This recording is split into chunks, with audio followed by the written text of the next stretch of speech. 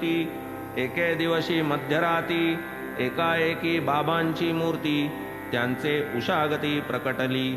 तम ते पाटील पाय धरिती निराश होऊनी बाबांस वदती कधी येईल मज मरण निश्चिती एवढेच मज प्रती वदाजी। आला आता जीवाचा वीट नाही मज मरणाचे संकट मरण कधी मज देईल भेट पाहे मी वाट एवढीच। तव त्या बाबा करुणामूर्ती म्हणती न करी चिंता चित्ती टळली तुझी गंडांतर भीती किमर्थ खंती करीसी रे तुझला नाही काहीच भीती तुझी हुंडी परतली पुरती परी न तात्याची धडगती दिसे मजप्रती रामचंद्रा।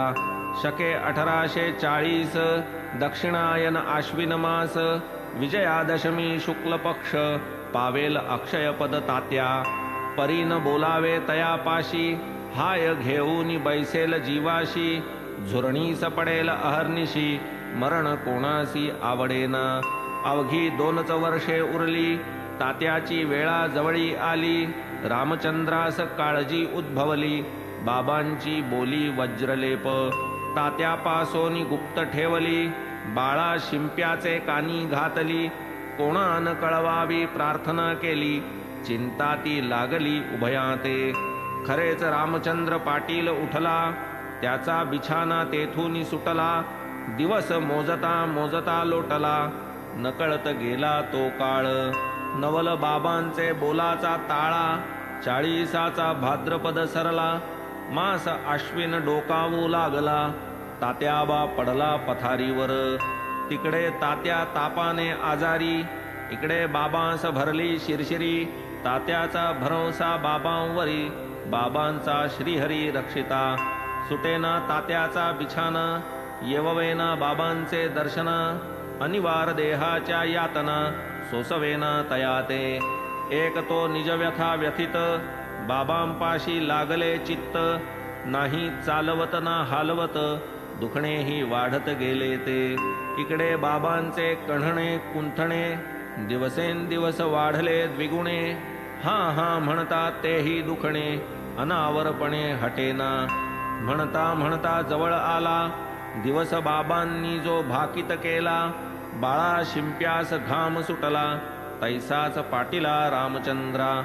म्हणती बाबांचे खरे होते ऐसेच आता वाटू लागले ते बरवे नकी हे चिन्ह दिसते प्रमाण वाढतेच दुखण्याचे। झाले आली शुद्ध दशमी नाडी वाहू लागली कमी तात्या पडला मरण संभ्रमी आप्तेष्ट श्रमी जाहले। असो पुढे नवल वर्तले तात्यांचेही गंडांतर टळले तात्या राहिले बाबाच गेले जणू मोबदले केले की।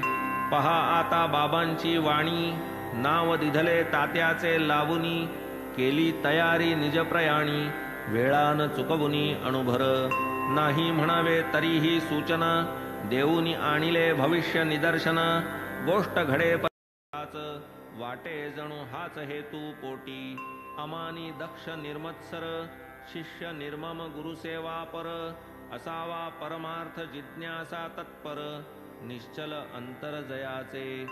जया ठावी नाही असूया वाचा विग्लापन करीन वाया इवही लक्षणी निज गुरुराया संतोष वाया झटावे। हाच श्री साईनाथांचा हेत ऐसिया रूपी व्यक्त करीत केवळ स्वकीय भक्त हितार्थ करुणावंत संत सदा।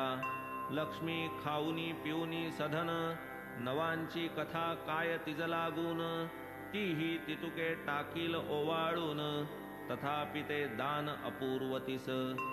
परम थोर भाग्ये आगळी तेणेच ऐशिया कृपेची नवाळी पावती झाली नवरत्नावली निज कर कमळी साईंच्या।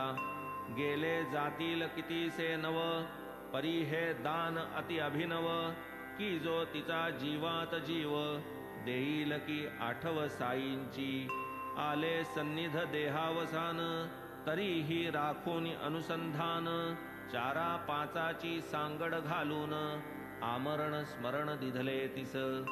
ऐसा दावोनी सावधपणा निकटवर्ती पाठविले भोजना मात्र ग्रामस्थातील एका दोघांना बैसविताना देखिले. परी काही प्रेमळ भक्तांनी हट्टची धरिला कित्येकांनी. जाऊ नये बाबांपासुनी वेळती कठीण मानुनी.